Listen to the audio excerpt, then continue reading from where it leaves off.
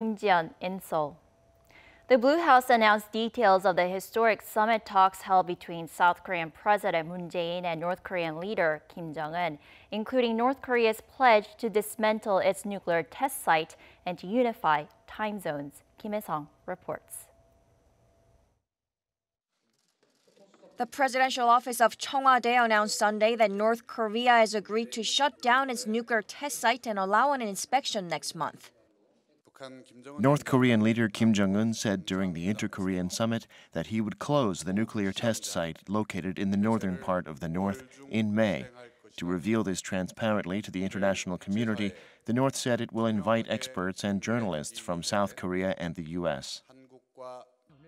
The press secretary said Kim played down speculation that North Korea was closing down the test site because it is not functioning, saying it is in fact still in good condition. The North Korean leader also reportedly said that when he sits down with President Trump, the U.S. leader will learn that he is not someone who would target the South, the Pacific, or the United States with nuclear weapons, adding that Pyongyang would not need nuclear weapons once trust is built with Washington and the U.S. promises non-aggression and an end to the Korean War. According to the Blue House, North Korea has pledged to stop the use of military force and said no more blood will be shed on the Korean peninsula. Another agreement was that North Korea would change its time zone back to the same as South Korea's. The North Korean leader said seeing the two clocks at the Peace House showing Seoul time and Pyongyang time was heartbreaking, and he suggested unifying the two time zones. In August 2015, the North created its own Pyongyang time by setting the clock 30 minutes behind the South. Kim Hye-sung, Arirang News.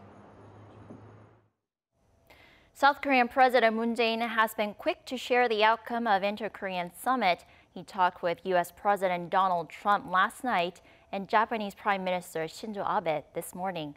Our Oh Jung-hee is on the line for us with more. Jung-hee, fill in with the latest. Good afternoon, Jaein. South Korea's presidential office confirmed this morning that President Moon Jae-in spoke with U.S. President Donald Trump last night for 1 hour and 15 minutes. President Trump first congratulated President Moon on the successful Inter-Korean summit and said it represents significant progress in Seoul-Pyongyang relations. President Moon replied that the Inter-Korean summit lays the groundwork for success in President Trump's own summit with the North Korean leader. President Trump evaluated it's a very nice news to not only the two Koreas but also the whole world that they reaffirmed the goal of achieving nuclear-free Korean peninsula through complete denuclearization.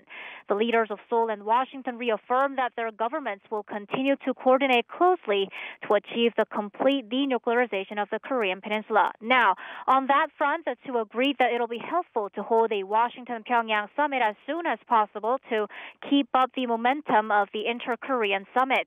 They have narrowed the possible locations of the meeting down to 2 or 3. President Trump said he's very much looking forward to meeting with the North Korean leader. Jung-hee, we're hearing that President Moon Jae-in also talked with Japanese Prime Minister Shinzo Abe. Can you tell us more about that? You're right. South Korean President Moon Jae-in and Japanese Prime Minister Shinzo Abe talked on the phone for 45 minutes today. Prime Minister Abe praised the Panmunjom Declaration and agreed with President Moon that the specifics of the denuclearization process could be designed at U.S.-North Korea summit. The Japanese leader also said Tokyo is willing to talk with Pyongyang to normalize relations with the North and settle the affairs of the past. And President Moon told Abe that North Korean leader Kim Jong-un feels the same. Prime Minister Abe said he'll work for an opportunity to talk with North Korea and will ask for South Korea's help if necessary. And Moon replied he'd be happy to provide that. Prime Minister Abe also said he appreciated Seoul sending National Intelligence Agency Chief Seo-hoon over to Japan to explain the outcome of Inter-Korean summits. Seo met with Abe at his office in Tokyo on Sunday morning. Back to you, Jaein. Thank you, Tony, for that report. South Korea's Foreign Minister Kang Kyung-hwa and U.S. Secretary of State Mike Pompeo had their first phone conversation Saturday afternoon on the outcome of the Inter-Korean summit. South Korea's Foreign Ministry said Sunday that Kang explained to Pompeo the achievements of the summit meeting and the candid exchanges between the leaders of the two Koreas, including North Korea's pledge to work toward complete denuclearization. Kang also congratulated Pompeo on his recent appointment and said she was delighted to be able to work with him at a time where all eyes are on the Korean peninsula. In response, Pompeo, who was visiting Brussels at the time, expressed gratitude and said despite being on his first visit overseas as Secretary of State, he called Kang considering the importance of the situation in the Korean peninsula. He also vowed to work closely with her to resolve the North Korean nuclear issue.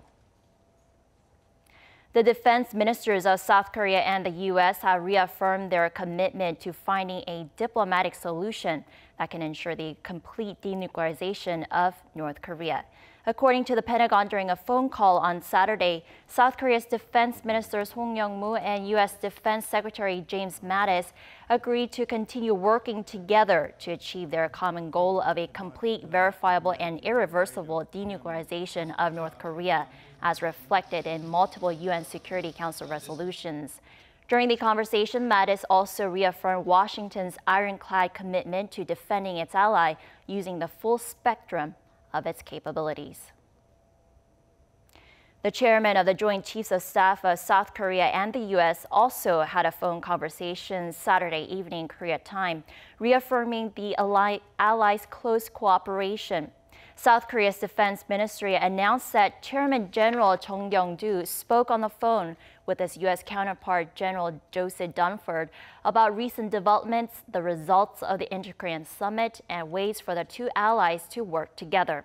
Chung also thanked the U.S. for supporting recent military operations to free 3 South Korean nationals kidnapped by Nigerian pirates.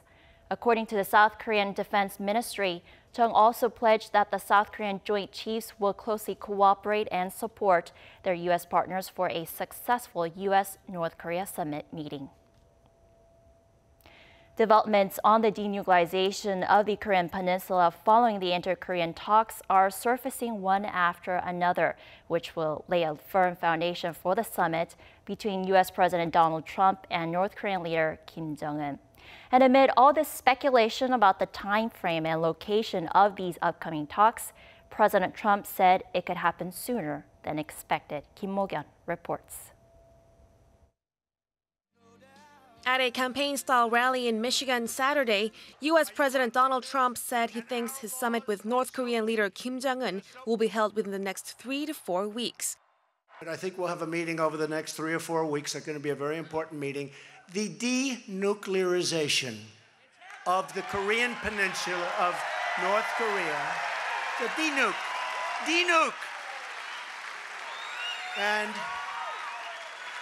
But we'll see how it goes. If that's finalized, the talks would likely be held no later than the end of May, which is around a week or two earlier than what he previously assumed. In addition to the scheduling, President Trump said his summit with Kim would be very important for the denuclearization of the Korean peninsula. Meanwhile, on the previous day, the American leader also shortened the list of places where the long-awaited talks might be held.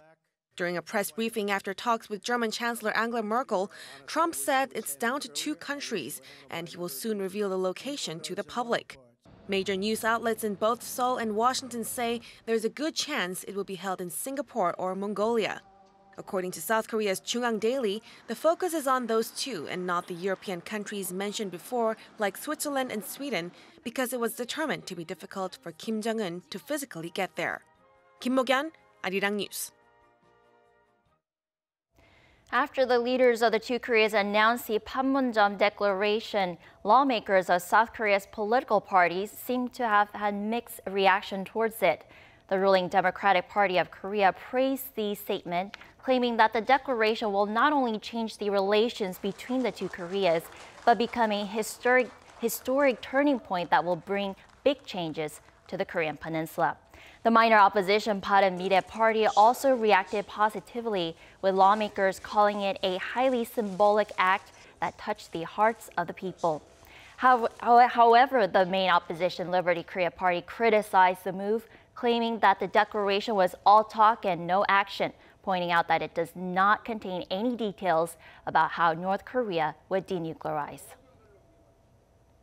South Korea's foreign ministry called in the ambassador from China Saturday night after a Chinese military plane trespassed into South Korea's air defense identification zone earlier the same day. According to officials at the Foreign Ministry, Deputy Foreign Minister Yoon Sung-gu summoned Ambassador Chu Ko-hong and called on Beijing to find ways to stop such incursions from happening again. The South Korean Defense Ministry has also responded. The ministry says it called in China's defense attaché in Seoul and logged a stern protest. According to South Korea's Joint Chiefs of Staff, the Chinese aircraft, believed to be a reconnaissance plane, came close to the southeastern city of Pohang. The Chinese side is said to have claimed that it was part of a normal flight training in international airspace. Moving on to the weather, cloudy skies are forecast nationwide on Monday, while rain is expected in the southern coastal regions of Jeollanam Province and Jeju Island Monday morning. Here's a look at the weather conditions for Korea and the rest of the world.